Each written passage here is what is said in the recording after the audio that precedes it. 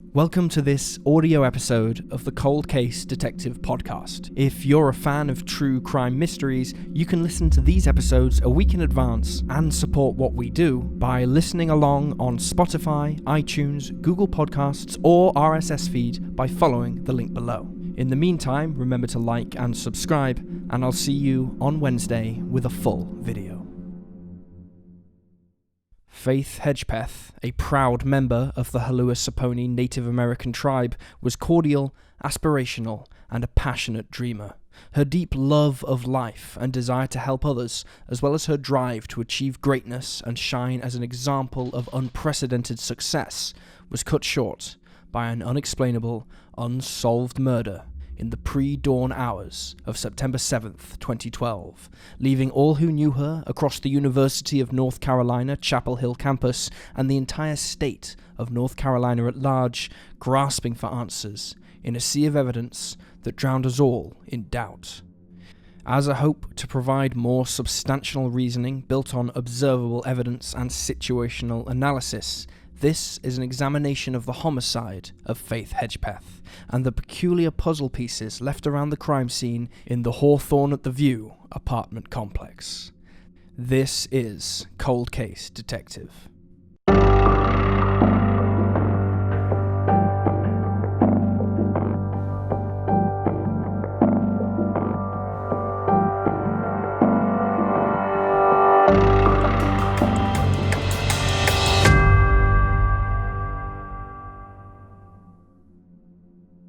Faith Danielle Hedgepeth was born on September 26, 1992, to parents Roland and Connie Hedgepeth, just south of Warren County, North Carolina. She was born at Nash General Hospital and measured in at 8 pounds and 9 3/4 inches. Faith was then the youngest of her siblings, joining 2 older brothers and a younger sister. All 6 of them, including Roland and Connie, were official members of the Hedgepeth Native American tribe, located in the northeastern areas of North Carolina and largely active in Faith's hometown of Hollister. The Hedgepeth peoples are famously engaged in the creative arts and education, holding an annual powwow each April to celebrate their recognition as a tribal nation. The tribe also utilizes a cultural program for all of its citizens, passing on their legacies through poetry, dance, beadwork, and history lessons. Faith and her family were a part of these traditions, and they meant a great deal to the Hedgepeth ancestry. Sadly, not all that happened in young Faith's life was pleasant. Before she was even 1 year old, her parents split up due to Roland's haphazard drug issues. Connie would later say that her youngest daughter's namesake, Faith, represented her biggest need through a volatile time in raising 4 children alone. Nevertheless, Faith remained a joyous fixture in Hollister and the Hedgepeth community. Even as a child, she exuded a bright and bubbly personality and was quick to make friends with other kids of her age. One of her earliest friendships blossomed before she could even crawl, with fellow Hollister resident Gabrielle Evans, who was born mere months before Faith. The two were inseparable. Gabrielle magnetized to Faith's friendly nature and infectious humor. Into their teenage years, Faith was known for deeply empathizing with her peers and understanding when someone needed a shoulder to cry on. Faith was an effortless mediator, naturally gifted in eliciting smiles and curing the melancholy. By the time she was in high school, Faith had most of her future sorted out while still enjoying middle adolescence. She was active outside of her schooling, participating in the cheerleading program while leading various extracurricular organizations. At the same time, Faith maintained an exemplary grade point average, always considered an honors student, and on track for a successful college career. In fact, Faith knew early on that her dream was to study at the University of North Carolina at Chapel Hill, famously nicknamed the southern part of heaven. She had plans of becoming a doctor or maybe dabbling in education. Regardless, she knew she wanted to help children, and specifically those in her lifelong home of Warren County. Her best friend, Gabrielle, told investigative reporter Tom Gasparoli in his 10-part podcast titled Pursuit, his own search for Faith's killer, that they came up with an extensive plan to do such a thing, together as aspiring doctors. Gabrielle mentioned that Warren County wasn't a well-known place in North Carolina, without much material value or economic growth, growing from its hyper-rural roots. And yet, despite the generations of decline, they sought to change that. Faith wanted to be a pediatrician, and Gabrielle a gynecologist. They had plans of opening a medical office in their little hometown, with Faith taking care of the children and Gabrielle taking care of the mothers. Their mission of compassion and community activism stemmed from their unconditional love within the Haliwa-Saponi families and awareness that their fellow citizens had little resources despite their togetherness. It was a perfect microcosm of Faith's overarching personality. In 2010, Faith realized her dreams and accepted the Gates Millennium Scholarship for the University of North Carolina. She started courses in the fall semester, majoring in Native American biology, and immediately fell in love with the campus. Within her first few weeks, she met fellow freshman Kira Dixon, and the two swiftly formed a tight-knit friendship. When Faith took the spring of the 2012 semester off from school, Kira helped Faith find short-term housing at an off-campus living quarter at the Hawthorne at the View apartment complex with a mutual friend, Karina Rosario. The two girls got along fine together, yet Faith still planned to move into another apartment complex once her financial aid kicked in later in 2012. In a dark twist, however, those plans never came to fruition. And just 2 weeks after the autumnal courses began, Faith Hedgepeth was found bloody and beaten to death one gloomy Friday morning in her bed. The southern part of heaven was a paradise no more. Let us now turn to a timeline of events leading to Faith's murder.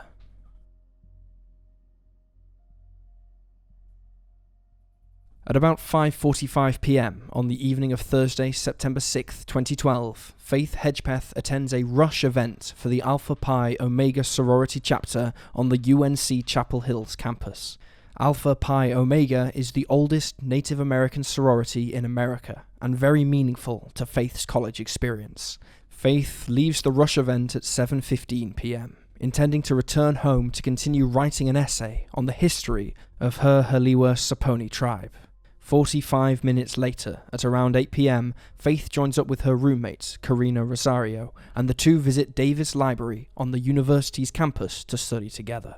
During their study session, between 8:30 and 9 p.m, Faith engages in conversation via text with her father Roland about her excitement and hopes to join the Alpha Pi Omega sorority chapter. Later in the evening, Faith leaves the library for a while, but what she does is unknown. She returns at about 11:30 p.m. As the clock strikes midnight on Friday, September 7th, both Faith and Rosario leave the Davis Library and return to their shared apartment at the Hawthorne at the View complex off campus. 30 minutes pass by, and at 12:30 a.m, the girls team up once more and leave the apartment and head up to the Thrill, a nightclub in downtown Chapel Hill, North Carolina. It is known for admitting people under the legal drinking age of 21. At 12:40 a.m, Faith Hedgepeth and Karina Rosario enter the Thrill. By 1 a.m, the duo meet up with friends and dance for a while. An hour ticks by, and at around 2 in the morning, Rosario feels sick with an upset stomach and informs Faith she wants to leave. At 2:06 a.m, CCTV security footage captures Faith and Rosario leaving the nightclub, the last confirmed video of Faith Hedgepeth. By 2:30 a.m, the girls arrive back at their apartment, and Faith aids Rosario in returning to bed. At around 3 in the morning, the unnamed woman living below Faith and Rosario's unit hears a series of thumping noises, akin to the sound of furniture toppling over or bags filled with cement dropping on the floor. At about the same time, Faith's Facebook page is accessed, although whether by her or someone else is unknown. At exactly 3:40 a.m, a text message is sent from Faith's cell phone to the cell phone of Brandon Edwards, a former boyfriend. The text reads, quote, "Hey B, can you come over here please? Rosario needs you more. Aha. You know. Please let her know you care." 3 minutes later, at 3:43 a.m, a correction text is sent again from Faith's phone to Brandon's phone with the single word, quote, "than." supposedly a replacement for the quote, aha, in the first message. Just over half an hour later, at 4:16 a.m., Brandon replies via text asking who exactly sent the previous 2 messages. There is no reply. At around the same time, Rosario also attempts to reach Brandon by phone, reportedly calling him from her own phone. She receives no answer, and instead contacts fellow University of North Carolina soccer player Jordan McCrary, asking for a ride. A few minutes later, at 4:27 a.m., Rosario believes Faith to be asleep in her own bedroom, and leaves the apartment. She gets into McCrary's car and departs from the complex. This would be the final theoretical sighting of Faith Hedgepeth. By around 4:30 a.m., Rosario arrives at another friend's residence in West Longview Street. McCrary leaves her, and Rosario spends the remainder of the early morning hours here, asleep. 6 hours later, at around 10:30 a.m., Rosario awakens and solidifies plans to get a ride back to her own apartment. She calls Faith, but can't get hold of her, as it repeatedly goes to voicemail. She instead contacts another friend named Marisol Rangel, who agrees to take her home. A few strokes before 11 a.m. on Friday, September 7th, 2012, Rosario re-enters her unit at the Hawthorne at the View complex and calls out Faith's name. When she doesn't respond, she goes into Faith's room and finds her lying on the bed, motionless and unresponsive, partially nude but wrapped up in a quilt, covered in blood, having sustained heavy blows to the head. She immediately calls 911, and Faith is proclaimed dead. In the immediate days and initial findings, law enforcement quickly determines Faith's death to be a homicide as the result of blunt force trauma to the head. The murder weapon, most likely the empty rum bottle, found in the apartment. Police also collect semen from the crime scene and match its DNA profile to other strands of DNA discovered in the room. However, this information is kept secret from the general public, media outlets, and the Chapel Hill community. Within the next 2 months, multiple organizations around Chapel Hill and North Carolina donate funds as reward money in the search for Faith Hedgepeth's killer, totaling at around $40,000. Authorities are hopeful the money will spur someone to come forward with information, as their resource pool is limited. Over the next 2 years, information about the investigation into Faith Hedgepeth's undeniable murder is kept under strict confidentiality by the Chapel Hill Police Department. Why this is the case is never fully explained, as the Chapel Hill PD usually shared details about their high-profile investigations. The only key piece of evidence announced during this time comes in January of 2013, when police announced that the DNA found on Faith's person and in the apartment belongs to an unidentified male subject. The FBI follow this report with a theory of their own, that the man probably knows Faith on a personal level. Other than this, the records are kept sealed by mandate of the local courts. In September 2013, the North Carolina State Bureau of Investigation is called in to aid the investigation. Neighbors of Faith and Rosario at Hawthorne at the View tell state detectives their expertise is welcome, as they felt that the local Chapel Hill PD were ill-equipped to handle such a complex case. After almost an entire year of dead-end investigating, in July of 2014, the case records are unsealed and given to the media for appropriate analysis. However, many details are redacted from the public eye, such as Faith's social media records, addresses connected to her profile, and computer files. Fully released are the transcripts to Rosario's 911 call, a timeline of their previous night's escapade, and the text messages sent to Brandon's cell phone. Then, a couple of months later, in September 2014, 2 full years after Faith was slain, the official autopsy is finally announced to the public. This includes new facts, such as blood under her fingernails, hinting that she struggled with her killer. In addition, a new clue from the crime scene is also identified, a peculiar and hastily written note left near Faith's body, reading, quote, "I'm not stupid, bitch, jealous." In 2015, Crime Watch Daily announces a new discovery in Faith's case, this time a key piece of evidence in the form of an accidental voicemail left on one of her friend's cell phones. How or why the voicemail is recorded is unclear, and many assume it to be an accidental dial. But the mostly inaudible contents are quite eerie, and some argue that it actually captures the audio of Faith's final moments, the timestamp in the phone records notwithstanding. Despite the big break in the case, the voicemail leads to 0 arrests. In September of 2016, more than 4 years after Faith's murder, the ABC news program 2020 releases a composite image created by genetic testing company Parabon Nanolabs that is said to resemble the person whose DNA profile was discovered from the semen and other artifacts analysed from Faith's crime scene. Again, however, another massive clue brings in no new prime suspects. Presently, the investigation into the homicide of Faith Hedgepeth is still ongoing by both local, state, and federal investigators.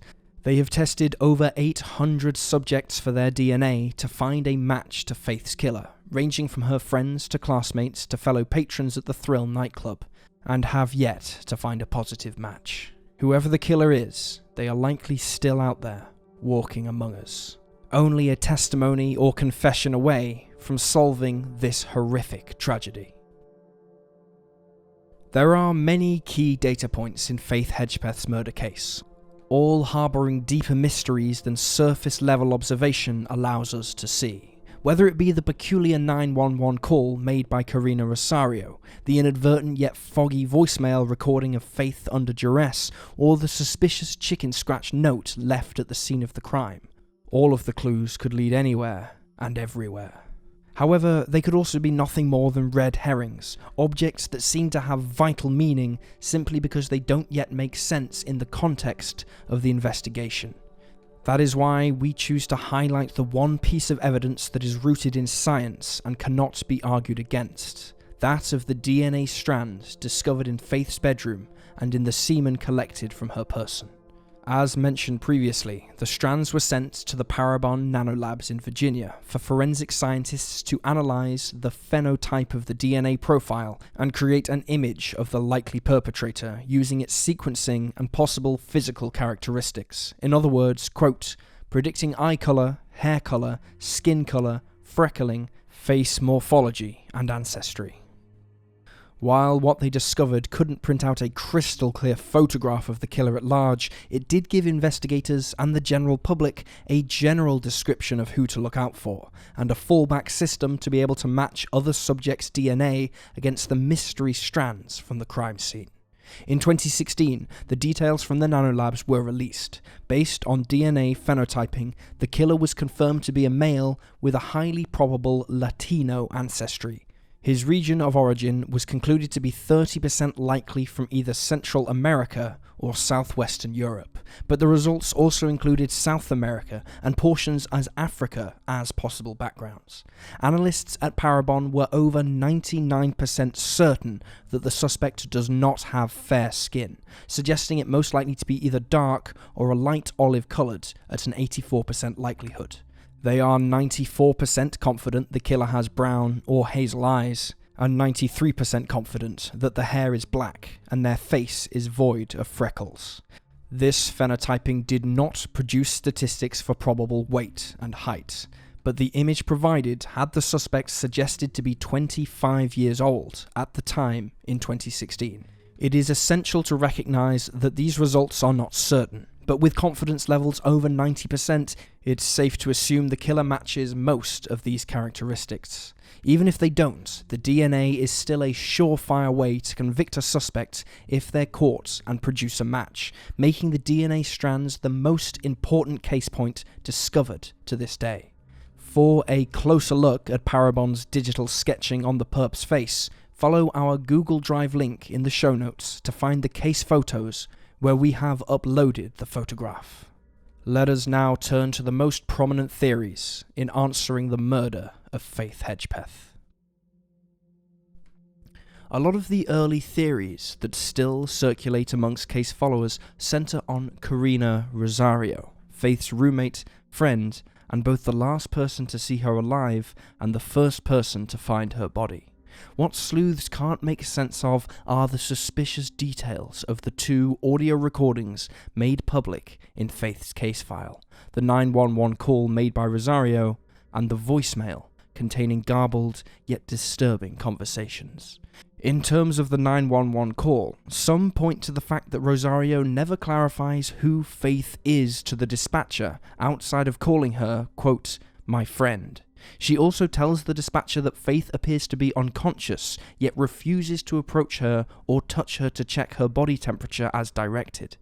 Some theorists claim the entire call itself sounds staged, and point to the fact that near the latter half of the call, Rosario goes out of her way to mention repeatedly that the room seems different than how she left it, how there are items in Faith's room that didn't belong there, and how there must have been someone else in the apartment before her return. She also never mentions her friend that accompanied her to the apartment, Marisol Rangel, and the fact that if she was truly struggling to approach Faith's body to touch it, she could have asked Marisol instead while she was on the phone.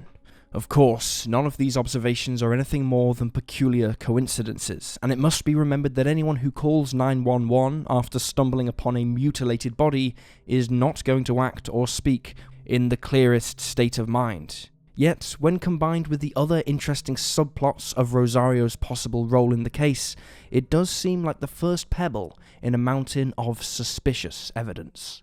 In terms of the voicemail left on the phone of Faith's friend, both investigators, experts, and amateur sleuths are now in conflict over how Rosario might be involved and what the voicemail means to the case.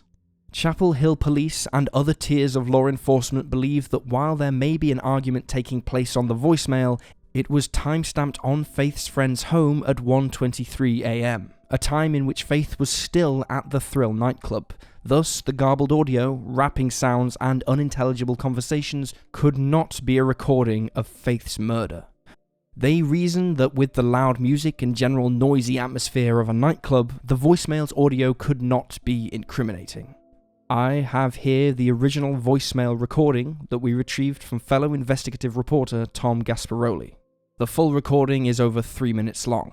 I will play an unedited excerpt from the clip right now, so you can hear for yourself and form your own conclusion as to what you believe might be happening. Please be advised the audio quality is quite rough, and it may be distressing for some listeners.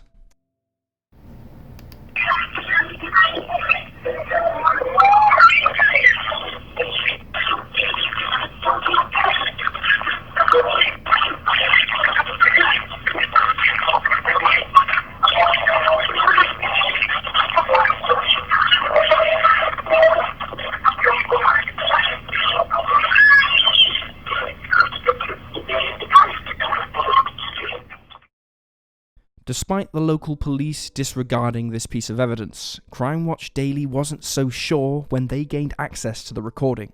They hired audio engineering mastermind Arlo West, known for his enhancement skills of hard-to-hear sound samples. What he discovered was much more damning than what police theorized. We no longer have access to the full, edited voicemail audio itself, but we do have transcripts and accounts from Arlo West.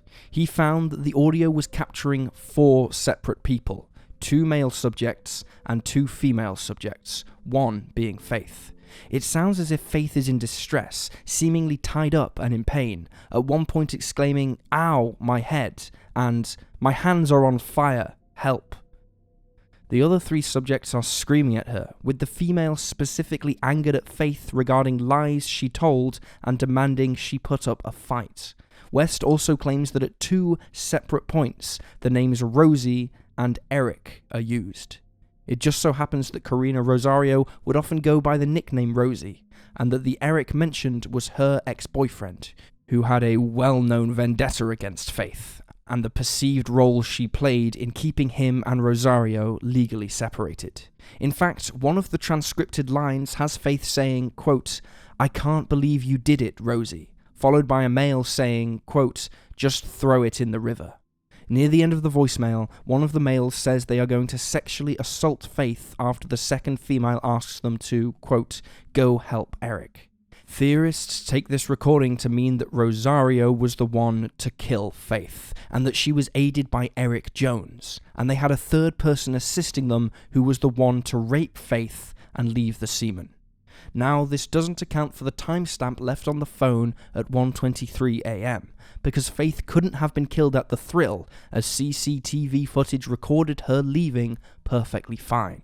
However, Arlo West has an explanation for this too. He claims the software on the phones of both Faith and her friend were known for technical glitches and reporting inaccurate timestamps on voicemails.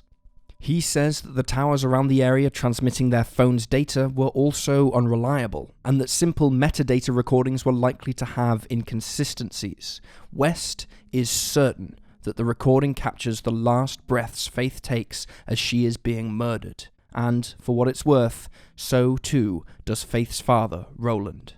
West cites that his audio enhancements didn't actually conclude there was background music, as he picked up no percussion, bass, or synthesizer sounds, and the notable absence of other common nightclub sounds, such as glasses clinking, meant the recording must have happened elsewhere. Despite West's technical work, it's important to remember that the transcriptions and explanation of faulty phone software is still just a theory. Others have listened to the recording with enhancements of their own, and claim they can indeed hear background music. One transcriber listened to the recording and immediately recognized a song in the background, being Booty Work by T-Pain. Their transcription also detailed an argument taking place between multiple female and male subjects, but it didn't include specific names, like Rosie or Eric. All of this serves to explain just how mysterious the voicemail is. It's incredibly hard to pick out what exactly the subjects are shouting about and what the high-pitched noises actually are. If the timestamp is incorrect, and the voicemail does record Rosario or other perpetrators ending Faith's life, then it might play the biggest role in the case. So, if Rosario was the female in the recording and did play a part in killing Faith, how does one explain the other facets of the timeline that night? Some people believe that Rosario's story about leaving the club due to a stomachache was a lie, because if she truly wasn't feeling well, why would she then leave the house again at 4:30 a.m. to meet up with someone else? These theorists also have major issues with the unlocked door scenario.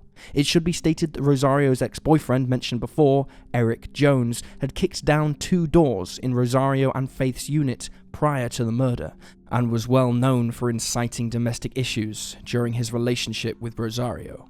In fact, she had a restraining order against him. Not only this, but Eric lived in the same complex at the Hawthorne at the View apartments.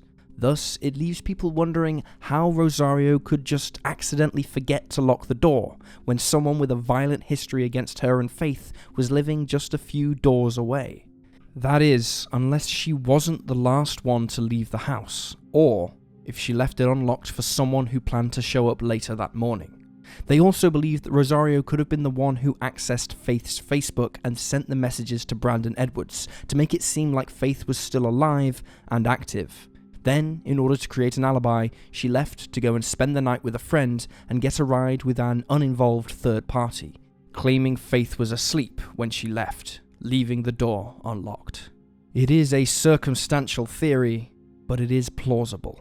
But it does also leave the question of why Rosario would kill her roommate. Some suggest that Rosario was upset with Faith for her connection to her ex-boyfriend Brandon, that she was jealous of possible romance between the two and felt Faith lied about her relationship with him. They claim this is the backstory to the note left at the crime scene that was written before Faith was murdered. These theorists explain that the part reading, quote, "I'm not stupid, bitch," was written by Rosario to be left for Faith, who then wrote jealous as a response. Experts agree that it's possible, as they are certain the word jealous was written by a different person to the one who wrote the other words, and they match the penmanship to that of a female writer. This could have been the spark that set Rosario in the wrong direction. Others believe Rosario was simply envious of Faith's life, seeing her accomplishments and career success as a threat, thinking Faith was pushing her away from Brandon and Eric and controlling her life while lying about her intentions. Of course, if Rosario was indeed involved with the crime, she wouldn't be the only one. The semen collected from Faith's body and the processing DNA strands procured from it confirm there was at least one other male subject in Faith's room the morning she was killed. Could they have been assisting Rosario? And if so, who could it have been? The first person targeted by police was Eric Jones, the oft-mentioned ex-boyfriend and nuisance to Faith and Rosario. Eric had a history of domestic violence, specifically against the two girls. He kicked in doors and even made a threat to kill Faith if Rosario didn't get back together with him, according to official police reports released in 2014. Also brought under a microscope were the very disturbing messages Eric left right before Faith's murder, such as a statement uploaded to his Facebook cover photos that read, quote, "Dear Lord, forgive me for all of my sins and the sins I may commit today. Protect me from the girls who don't deserve me and the ones who wish me dead today." He also sent a text to another friend that asked for forgiveness for what he was about to do. Unlike Rosario, whose theories and motive are very vague, Eric Jones has a much clearer motivation. He threatened Faith in part because she was the one who convinced Rosario to file for a restraining order after his violent temper exploded on numerous occasions. He could have seen Faith as the enemy standing in his way, someone out to get him and ruin his life. Again, though, if Eric helped Rosario kill Faith that morning and was a part of the crime scene, he also was not the only male subject there, because he allowed police to test his DNA and it was not a match with the DNA found on Faith's corpse. So, if Eric or Rosario swung the rum bottle that struck Faith, a third person bore witness, a third person whom Eric and Rosario know, and who matches the nanolab's profile. Besides the DNA factor though, Eric and Rosario teaming up in Faith's murder has further inconsistencies. If Eric was such a threat to Rosario and menace to her livelihood, why would he be the one she approached to help pull off such a criminal feat? If the two detested each other, joining forces to cover up a murder appears entirely out of character for both of them. Sure, their threats and unhappiness towards Faith might have been shared, but putting aside that chaotic history on the whim of murdering a young woman makes little sense. Their theoretical involvement also means that they killed Faith between 2:30 and 4:30 AM, but the only noise complaint coming from neighbours was a couple of thumps at around 3 in the morning. If the voicemail we've heard captured the homicide taking place, there would have been high-pitched screaming, arguing, and loud music erupting from the apartment, almost certainly alerting the other neighbours and giving them something else to inform police about. And finally, in regards to a third person, the second male figure who would be responsible for leaving the DNA at the crime scene, why would someone help protect Eric and Rosario's innocence by leaving DNA behind that wasn't either of theirs, simply to throw off police? That in itself is a bizarre way of involving oneself in a felony. The official autopsy did not find conclusive evidence that Faith was raped, and the presence of semen was contradictory, but that doesn't mean it was planted.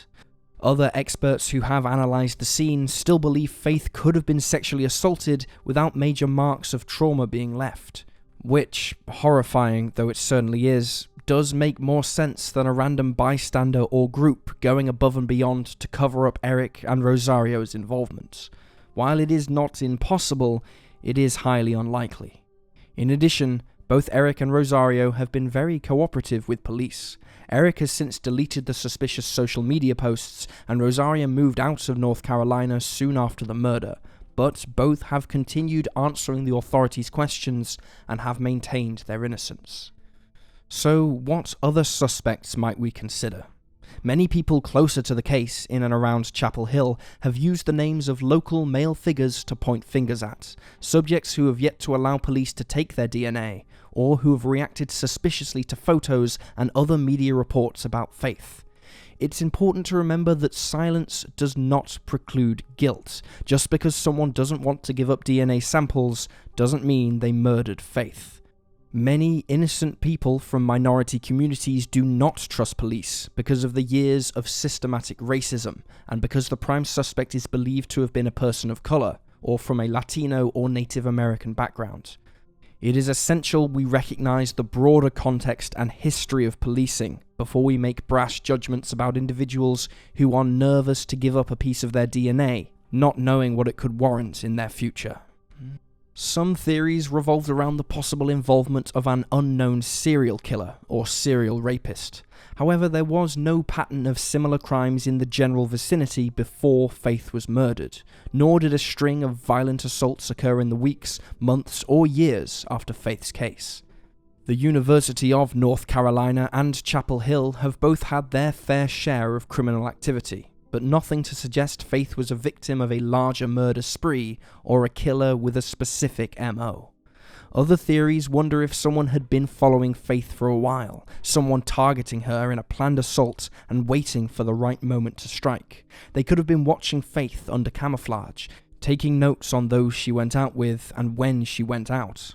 When they followed her on the morning of September 7th, they kept a view of her apartment, and when Rosario left with another friend at 4:30 a.m., they got lucky with the front door being unlocked and took advantage of the opportunity. When Faith fought back, they decided to take their violence a step further. It would explain why Faith had fought back so viciously and why semen was found at the crime scene. College campuses are notorious hotspots for sexual predators, and the suspect could have encountered Faith at the Thrill, followed her home, awaited their opportunity, and raped and killed her. It should be noted that the police collected DNA evidence from countless patrons known to frequent the Thrill, and from those who were around the nightclub the night Faith made her last appearance there. Around 800 men have been tested, but the trail of theories have run dry. Still, the desperate hunt for the next break in the case continues. Before we divulge our hypothesis of Faith Hedgepeth's unsolved murder, we want to make it known that our conclusions presented in Cold Case Detective are purely logical speculation based on evidence, circumstance, and factual subtext. We are only privy to the same information presented in each video, and we do not attempt to promise certainty or an expert guarantee on the findings we reach in closing. We simply observe, research, and report. In terms of Faith's killer, we agree with reporter Tom Gasparoli's statement that he was probably just on the outskirts of Faith's social group, an acquaintance that didn't know her personally, but knew of her through friends and classmates. What their motivation was can't be said for certain.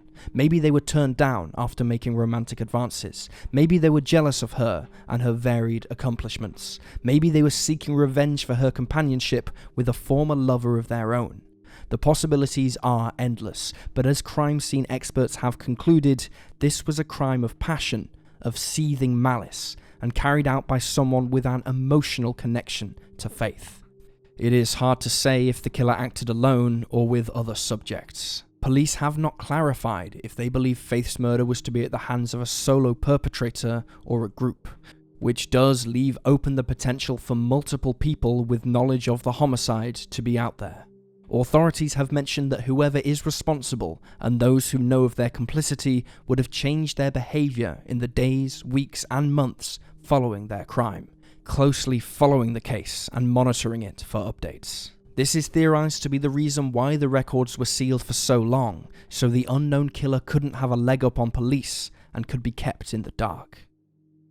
If one thing is for certain, it's that the 800 or so men whose DNA has been sampled to compare with the semen from the crime scene is not as big a number as it seems. 800 eliminated suspects is better than zero, but think about the tens of thousands of people who could have crossed paths with Faith in her time at UNC, in Chapel Hill, or from her hometown in Warren County. That leaves a lot of doors open for someone to take advantage of her independence and strike when no one was watching, committing an atrocious crime, then disappearing back into the crowd, blending back into society as if nothing had ever happened. It's why it is absolutely vital for anyone who might know something related to the crime to reach out to the proper authorities. Even if your tip in mind doesn't relate to a suspect whose appearance matches the DNA profile sketch, no piece of information in this case is wasteful. It could be the missing key detectives need to unlock a room full of answers, bringing forth the justice that the Hedgepeth family have fought so diligently for these past 8 years. In the meantime, let us honour Faith's memory not by reducing her life to a single night of unfortunate events, but praising her for all she accomplished in her young life and planned to accomplish later on. Faith broke down the barriers that small-town life in a rural community can bring forth, and sought not only to venture out and create a life for her own, but to gain experiences and bring them back to her community, to share and help sponsor growth in a town that so desperately needed it. Faith's selfless drive to make others feel hope and happiness was a rare yet welcome trait for a person of her youthful age to share, and her legacy of bringing joy, laughter, and purpose lives on in the hearts of those who knew her. Faith loved her Halua Saponi tribe unconditionally, and embraced a future of leadership and communal fellowship, aiding the women and children of her Native American community without ever giving it a second thought. It is undoubtedly true that Faith would have flourished in her remaining years in college and fulfilled her dreams of becoming a pediatrician in Warren County. She absolutely would have made an excellent doctor, as she was a brilliant mind combined with a compassionate soul. Faith Hedgepeth simply made the world a better place to live, and by fighting for her memory and sharing her legacy with others, we can do the same. All it takes is a little faith. This is Cold Case Detective.